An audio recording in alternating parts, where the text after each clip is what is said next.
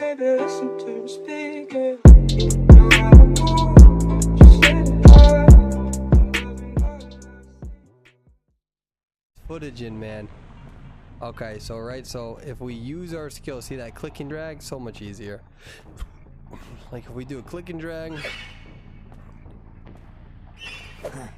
see, for some reason when I do click and drag, I never get that issue with that white shit. All right, so we're gonna just do the click and drag, right? So we see him. Wait, hold on. All right, so here's what we're gonna do. We see him going over here.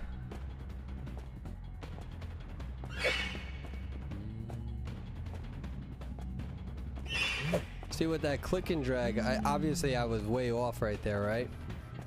But it didn't get obstructed. So now what we're gonna do is we're gonna drop this shit. Hold on. Let's drop it. Move to the side. Why?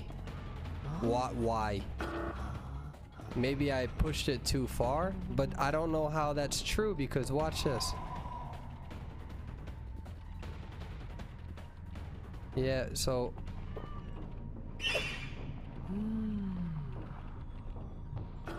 yeah, that's what it is. It's too far. We need more space.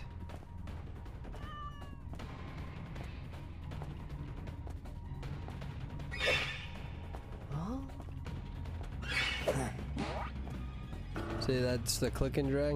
All right, I need as much space as possible here. We're gonna go in the middle.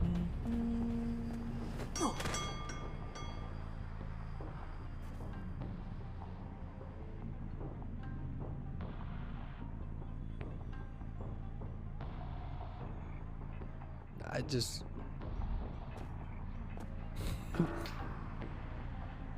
so it's almost like if you drop it, yeah, so there's a distance issue. That's what the issue is.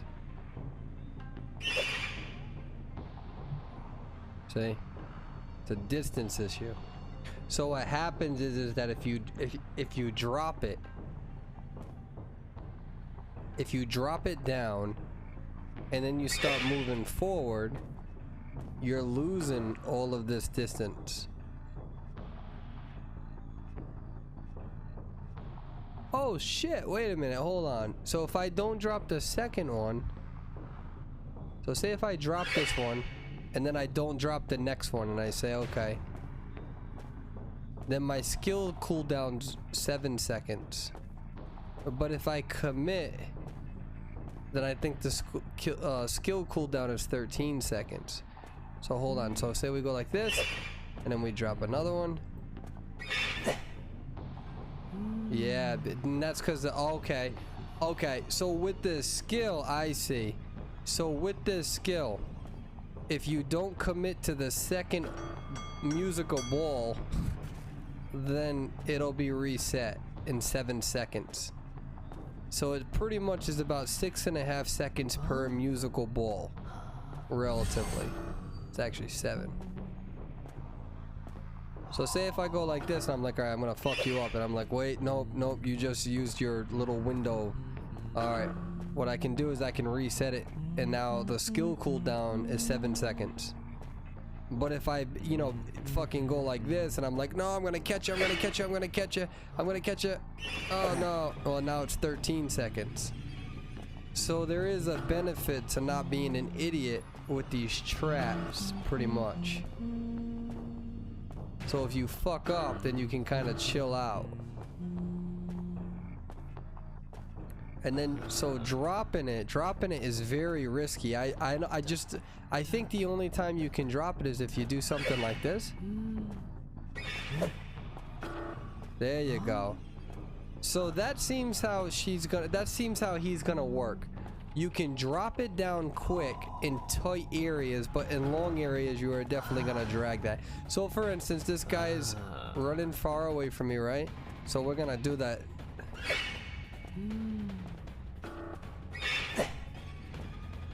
So if we cut him off from here, oh, I forgot about that. So alright, so it seems like, so say if he's gonna tight kite, right? Then it's like, oh shit, I gotta drop this quick, right? I fucked up.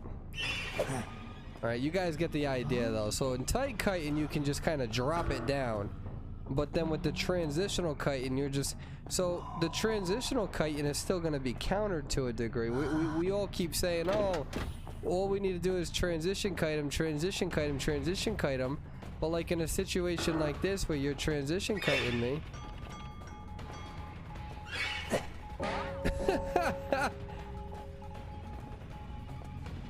So transition kiting is not going to work for a killer that can click and drag. So there's really, I mean, there's really no he can counter the transition kite and the tight kite, right?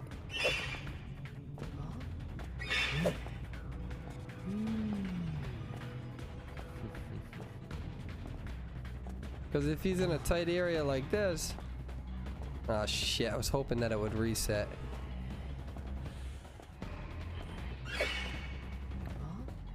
See? So you see how I went too far? So there is a consequence to dropping this shit down right away. But I think people are gonna use this like a foggy blade, because if you can get the hit, then you can follow up with a regular attack. Now Lawyer is not good to do this against because he's got veteran bonus, right?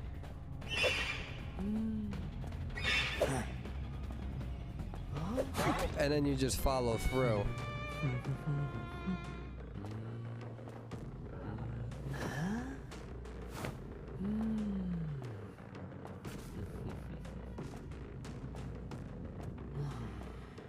It's gonna be hard to do this on against bots, but I think you guys can get the idea. Let me read some of the comments that you guys are making, because I have this on full screen. So oh shit, my bad. I'm sorry. I got excited. My bad. So how about we do this, right?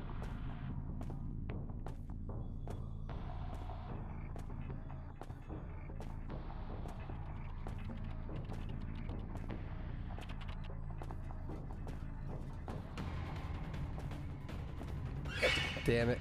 My fucking mouse, dude. So, see that? There's a consequence of dropping it like that. I couldn't hit her.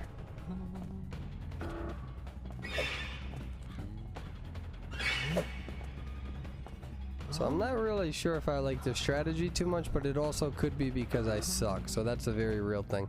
Alright, so how about we do this? Remember, guys, I got like 300 pings, so bear with me.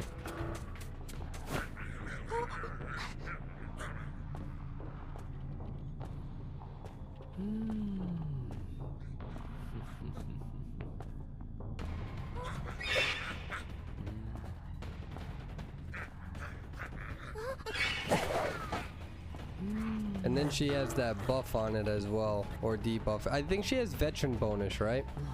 So she has veteran bonus, so she's gonna get a bigger boost. So let's do the drop. By the way, I don't have this map memorized, so I forget the route, so it's hard for me to cut off routes that I don't remember.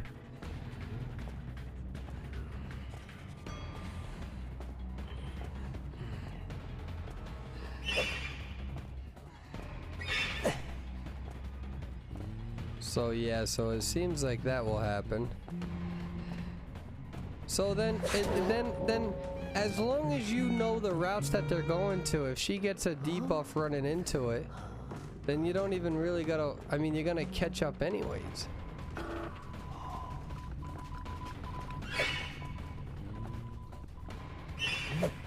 I messed up. Fuck, dude, I suck with this mouse, man.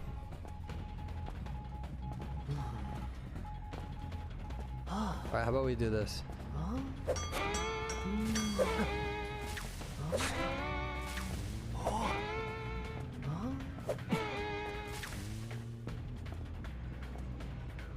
So that's gonna really...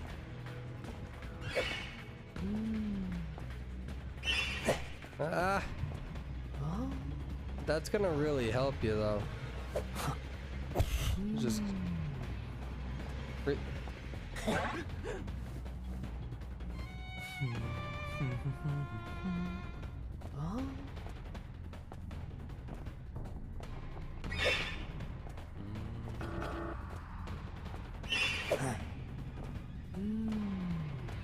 Felt like that was going further than that.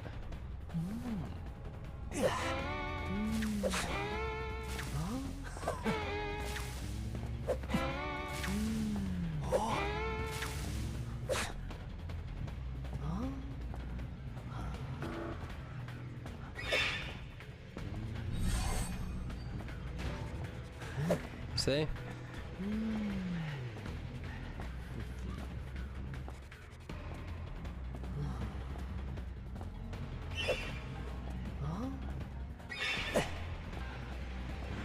Crap.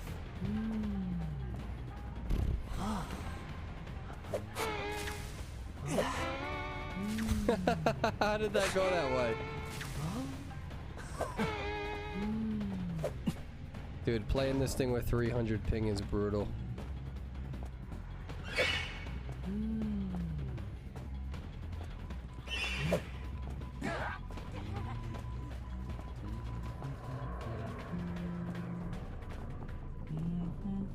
The question is that are you yeah, as long as it's like the feaster's tentacles, they should all be good. I can't cancel now.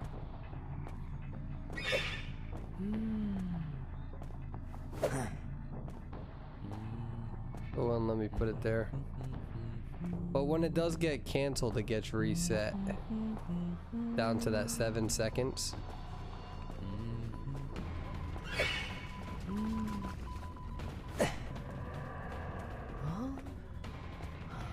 So it seems like the counter really.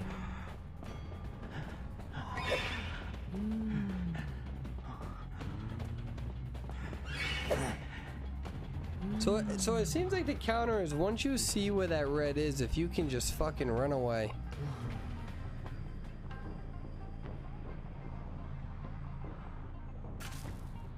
Oh, Aaron's back. I hope Aaron. A lot of people are gonna get caught with tight kiting. Right now, I'm just going against bots that are running straight. Right? I'm going against bots that are running straight. There's plenty of times I could just do my regular attack. I think he's gonna be scary. I think he is.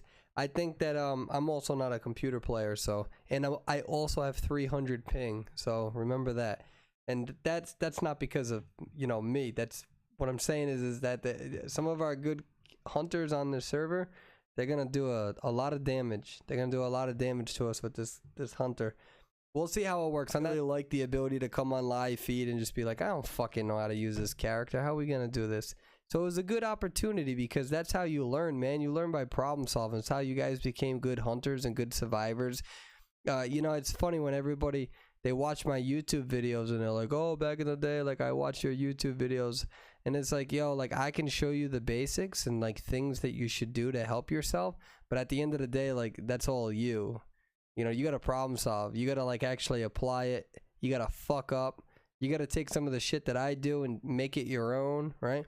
So it's the same thing with this hunter. I saw a lot of people talking about all of the perks and the abilities, but my brain doesn't work that way. I like to know what the perks and abilities are. That's cool. But in my mind, I'm all about strategy. All right, so you need to know how something works in order to have good strategy. So my bread and butter is strategy, and it's like, all right, what's going to work the best?